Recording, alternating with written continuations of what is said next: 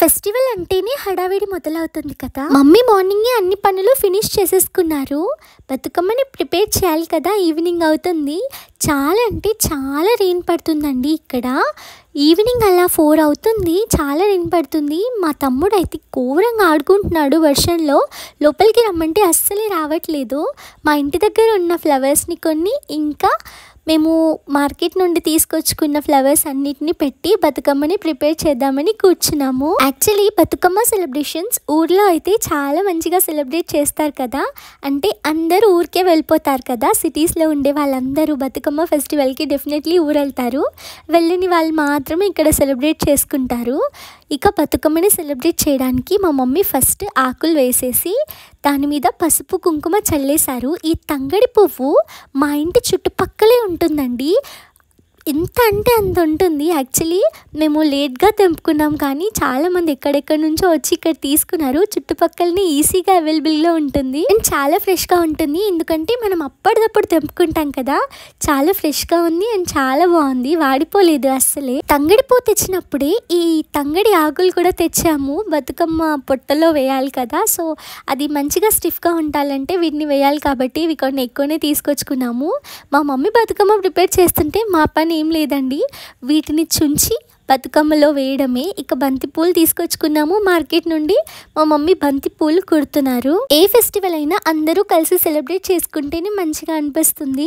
నేను మమ్మీ చెల్లి ముగ్గురమే ఇది చేస్తుంటే కొంచెం లోన్లీగా అనిపించింది. ఎందుకంటే యూజువలీ మేము అమ్మమ్మ వాళ్ళ ఇంటికి, నానమ్మ వాళ్ళ ఇంటికి వెళ్తాము. అక్కడికి పిన్ని వాళ్ళు, పెద్దమ్మ వాళ్ళందరూ వస్తారు కదా.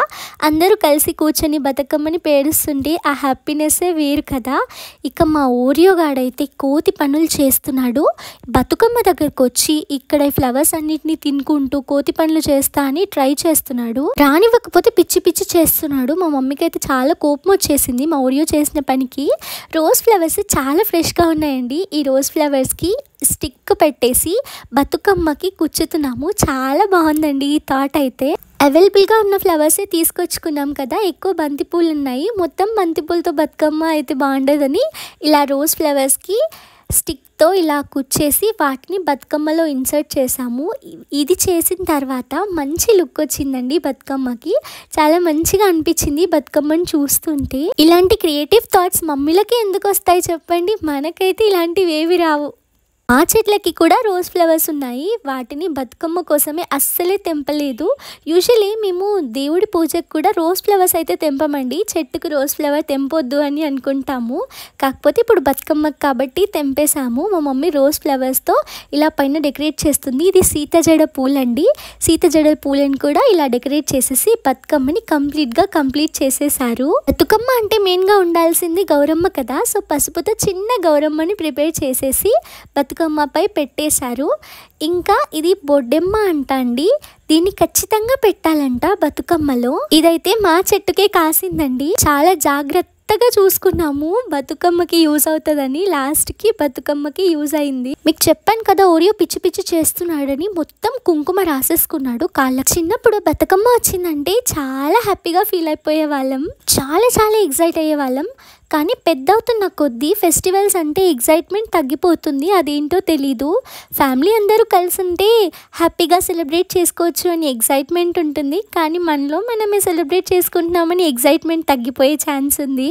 కానీ అప్పుడున్నంత ఎంజాయ్మెంట్ అయితే ఈ కాలంలో లేదండి. నేను చిన్నగా ఉన్నప్పుడు బతుకమ్మ అంటే నా ఫేవరెట్ ఫెస్టివల్. ఇప్పుడు కూడా ఫేవరెటే అనుకోండి. కాకపోతే అప్పుడు చాలా ఎగ్జైటింగ్గా ఉండే. బతుకమ్మ ఫెస్టివల్ లాస్ట్ డే బాధపడేదాన్ని, మళ్ళీ 1 year ఆగాల సెలబ్రేషన్స్కి అని. ఎట్టకేలకి 2 బతుకమ్మస్ కంప్లీట్ చేసేసి దేవుడి దగ్గర పెట్టేసి ఇక కాస్ట్యూమ్ సెలెక్ట్ చేసేసుకున్నామండి. ఈవినింగ్ బతుకమ్మ సెలబ్రేషన్ ఉంటుంది కదా. ఇది మా మమ్మీ శారీ అండి. మా మమ్మీ ఎక్కువగా కంప్యూటర్ వర్క్తో కూడిన బ్లౌజెసే వేసుకుంటుంది. బ్లౌజెసే కదా శారీని మనల్ని హైలైట్ చేసి. ఈ పర్టికులర్ శారీ నాదండి. ఈ కలర్ నాకు చాలా నచ్చి తీసుకున్నాను. అండ్ బ్లౌజెస్ని ఇలా ప్లెయిన్గా పఫ్ హ్యాండ్స్ పెట్టించుకున్నాను. అండ్ ఈ హాఫ్ శారీ వచ్చేసి మా చెల్లిది. ఇక ఫాస్ట్గా ఈ కాస్ట్యూమ్స్ అన్నీ సెలెక్ట్ చేసేసుకొని పక్కన పెట్టేసుకున్నాము.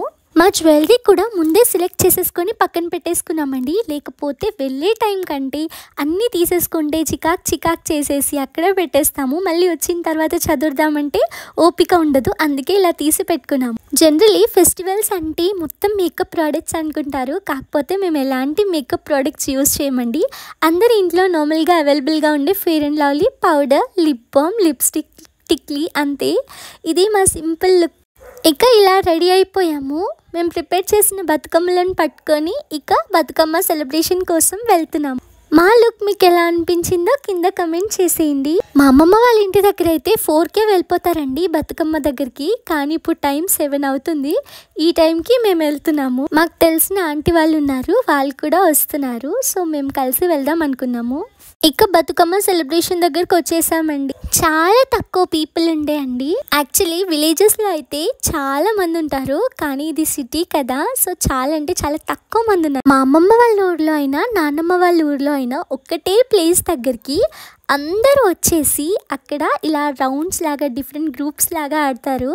కాకపోతే ఇక్కడ ఒకటే గ్రూప్ ఉందండి. ఎక్కడ ఆడేవాళ్ళు వాళ్ళ ఇంటి దగ్గర ఆడుకుంటున్నారు. కానీ అందరూ కలిసి ఒక్క ప్లేస్లో ఆడితేనే కలర్ఫుల్గా ఉంటుంది, చూడడానికి కూడా చాలా బాగుంటుంది, చాలా ఎంజాయ్గా ఉంటుంది అండ్ ఎంటర్టైన్మెంట్ లాగా ఉంటుంది. ఇంకో విషయం ఏంటంటే రెయిన్ పడింది కదా, సో కాళ్ళకి మొత్తం మట్టి అతుక్కుంటుంది. సో అంత మంచిగా చేయలేకపోయాము ఎంజాయ్. కానీ పర్లేదు,